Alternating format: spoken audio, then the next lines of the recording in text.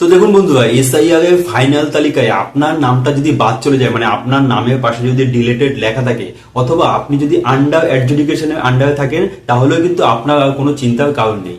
এই একটি মাত্র কাজ করলেই কিন্তু আপনার নামটা কিন্তু পুনরায় ফাইনাল লিস্টে চলে আসবে, এমনটাই কিন্তু বিভিন্ন সূত্র এবং সংবাদ মাধ্যম দ্বারা জানা যাচ্ছে। তো বন্ধুরা, কি সেই কাজটা বিস্তারিত ভিডিওতে জানবো। অবশ্যই ভিডিওটিতে শেষ অবধি আমার সঙ্গে থাকবেন, তাহলে কিন্তু আপনি পুরো প্রক্রিয়াটা জানতে পারবেন কি করে আপনি আপনার নামটা পুনরায় কিন্তু যে ফাইনাল যে লিস্ট আছে সেই লিস্টের আওতায় আনতে পারবেন। তো বন্ধুরা, তার আগে কিন্তু আপনি যদি চ্যানেলে নতুন হয়ে থাকেন, অবশ্যই চ্যানেলটিকে সাবস্ক্রাইব করে পাশে থাকা বেল আইকনটিকে প্রেস করে অল নোটিফিকেশনটিকে অন করে দেবেন, এই ধরনের ইনফরমেশন সবার আগে দেখার জন্য। ফেসবুক থেকে দেখে থাকলে অবশ্যই প্রোফাইলটিকে ফলো করে দেখুন। বন্ধুরা, এর সাথে সাথে কিন্তু আজকের ভিডিওতে আমরা শেষের দিকে এটাও জানবো, এখনো পর্যন্ত কিন্তু অনেকে আছেন তাদের যে স্ট্যাটাসটা আছে, তাদের যে ভোটার লিস্ট ফাইনাল লিস্টে নাম উঠেছে কিনা সেটা কিন্তু দেখতে পাচ্ছে না। তার কারণ গভর্নমেন্টের যে বিভিন্ন ধরনের ওয়েবসাইট গুলো আছে সেগুলো কিন্তু সঠিকভাবে ঠিকঠাক কাজ করছে না, হ্যাং করছে, বিভিন্ন সমস্যা হচ্ছে। তো সেক্ষেত্রে কিন্তু সবার পক্ষে সম্ভব হয়নি যে লিস্টটা সেটা যেখানে বুথে টানানো হয়েছে সেখানে দেখেননি অনেকে। তো তাদের ক্ষেত্রে ঘরে বসে কিন্তু খুব সহজে তাদের নামটা ফাইনাল লিস্টে আছে কিনা সেটাও কিন্তু ভিডিও শেষে বলে দেবো। তো ভিডিওতে অবশ্যই শেষ অবধি যুক্ত থাকবেন। বন্ধুরা, আপনারা কিন্তু সকলেই জানেন যে গত শনিবার 28শে ফেব্রুয়ারি কিন্তু যে সুপ্রিম কোর্টের নির্দেশ অনুসারে কিন্তু যে ফাইনাল যে ভোটার তালিকা সেটা কিন্তু প্রকাশিত হয়েছে। ফাইনাল যে ভোটার তালিকা সেটা কিন্তু বুথে বুথে সমস্ত জায়গায় বিএলওদের কাছেও আছে এবং সমস্ত জায়গায় কিন্তু টানিয়ে দেওয়া হয়েছে। তো সেখান থেকে কিন্তু দেখা যাচ্ছে যে অনেক মানুষের নামের উপরে কিন্তু ডিলেটেড বলে যে অপশনটা সেটা কিন্তু লেখা আছে, এবং অনেক মানুষের আন্ডারে, মানে অনেক মানুষের নামের উপরে কিন্তু আন্ডার অ্যাডজুডিকেশন বলে লেখা আছে। তো বন্ধুরা, এই সমস্ত মানুষদের কিন্তু এখন একটি চিন্তার বিষয় হয়ে গেল কি করে তারা তাদের নামটা ফাইনাল লিস্টে যে আছে সেই ফাইনাল ভোটার লিস্টে তুলবে। সুপ্রিম কোর্টের তরফ থেকে কিন্তু বলাই হয়েছে এরপরে কিন্তু দ্বিতীয় যে সেকেন্ড লিস্ট আছে সেটা কিন্তু বেরোবে, কারণ 60 লক্ষেরও বেশি যে নাম আছে যারা কিন্তু আন্ডার অ্যাডজুডিকেশন আন্ডারে রয়েছে তাদের কিন্তু যে ডকুমেন্টস আছে সেটা কিন্তু ভেরিফাই চলছে, এবং সেই ডকুমেন্টসটা ভেরিফাই হওয়ার পরেও কিন্তু আরেকটি সাপ্লিমেন্টারি লিস্ট বেরোবে যেখানে কিন্তু এই সমস্ত ভোটারদের যারা যোগ্য আছে তাদের নামটা কিন্তু আসবে। তো বিভিন্ন সূত্র এবং সংবাদ মাধ্যম দ্বারা জানা যাচ্ছে এই যে ফাইনাল লিস্টটা প্রকাশিত হয়েছে তার থেকে কিন্তু এখনো পর্যন্ত অনেক নাম বাদ যাবে এবং অনেক নাম কিন্তু অ্যাডও হবে, এটাই কিন্তু জানাচ্ছে। তো বন্ধু, এখন এই মুহূর্তে যাদের নাম বাদ গেছে তাদের কি করতে হবে, নির্বাচন বিভিন্ন সূত্র এবং সংবাদ মাধ্যম দ্বারা কি জানা যাচ্ছে সেটাই কিন্তু আমি আপনাদের বলতে যাচ্ছি। তো বন্ধু, এই ক্ষেত্রে কিন্তু যেটা জানা আছে যে সবার প্রথমে কিন্তু যাদের নামটা ডিলেটেড হয়ে গেছে তাদের কিন্তু 5 দিনের মধ্যে, এই যে লিস্ট বেরোনোর 5 দিনের মধ্যে কিন্তু তাদের অ্যাপিল করতে হবে। কার কাছে না, ডিইওর কাছে কিন্তু তারা অ্যাপিল করতে পারেন।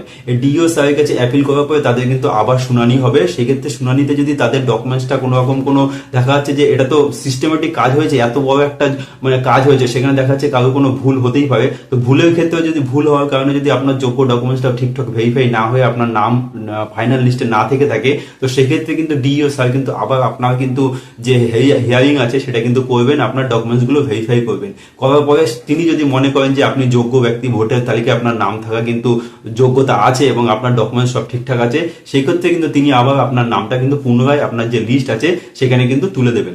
তারপরে এই ক্ষেত্রে দেখা যাচ্ছে যদি এই ডিইও স্যারও যদি আপনার যে ডকুমেন্টস তাতে তিনি খুশি না হন, মানে আপনার যে হিয়ারিংটা হবে সেটা যদি ঠিকঠাক না হয়ে থাকে, তো সেক্ষেত্রে কিন্তু আপনার কাছে আরেকটি অপশন আছে, আপনি কিন্তু সিইও চিফ ইলেকট্রাল অফিসার যেটা আছে তার কাছে কিন্তু আপনি আবার আবেদন করতে পারেন। সেখানেও কিন্তু আপনি আপনাকে কিছুদিনের মধ্যে হিয়ারিং এ ডাকা হবে, ডাকার পরে কিন্তু আপনার যে ডকুমেন্টস আছে সেই সমস্ত কিছু ডকুমেন্টস গুলো কিন্তু চেক করা হবে।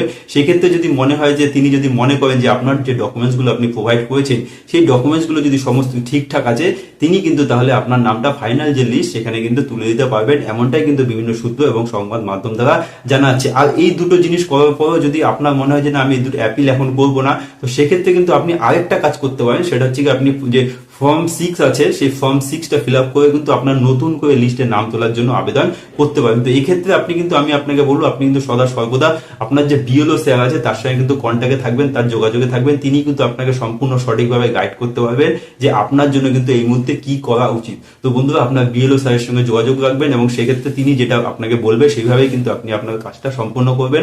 তাহলে কিন্তু আপনার যে নামটা সেটা কিন্তু ফাইনাল লিস্টে চলে আসার সম্ভাবনা অনেক বেশি, যদি কিনা আপনি বৈধ ভোটার হয়ে থাকেন, আপনার সমস্ত ডকুমেন্ট থেকে থাকে। তো বন্ধুরা, এটাই হচ্ছে কি মূল কথা। আপনাদের যে আপনারা যদি নতুন করে যদি অ্যাপিল করতে চান তাহলে কিন্তু আপনারা আগামী 5 দিনের মধ্যেই ডিইও স্যারের কাছে, তারপরে যদি সেটা যদি না হয় তাহলে কিন্তু আপনি সিইও স্যারের কাছে আপিল করতে পারবেন আপনার যে নামটা আছে সেটা নতুন করে তোলার জন্য, বিবেচনা করার জন্য। সেক্ষেত্রে কিন্তু আপনাকে আবার দেখা যাচ্ছে যে হিয়ারিং এ ডাকা হবে এবং আপনার সম্পূর্ণ ডকুমেন্টস ভেরিফাই করে আপনি যদি যোগ্য ব্যক্তি হয়ে থাকেন আপনার নামটা তো পুনরায় ফাইনাল তালিকায় চলে আসবে। তখন বন্ধুরা, তার সাথে সাথে এই মুহূর্তে যে গুরুত্বপূর্ণ প্রশ্নটা কিন্তু উঠে আসছে, যেটা কিন্তু কিন্তু আমাকে অনেকেই জিজ্ঞাসা করেছেন এই যে নামটা, অনেকেই কিন্তু তাদের নামটা এখনো পর্যন্ত ফাইনাল তালিকায় দেখতে পারেনি। তার কারণ এই যে ECI.gov.in অথবা এই যে voters.gov.in, এই যে পোর্টালগুলো, যে গভর্নমেন্টের পোর্টালগুলো রয়েছে, এখানে কিন্তু দেখা যাচ্ছে কালকের থেকে অনেক ধরনের সমস্যা হয়েছে। অনেকে কিন্তু ঠিকঠাক নিজের নামটা সাহায্য করতে পারছে না, কিংবা অনেকে দেখতে পাচ্ছে যে হ্যাং হয়ে যাচ্ছে, তাদের নামটা কিন্তু ফাইনাল তালিকায় আছে কিনা দেখতে পাচ্ছেন না।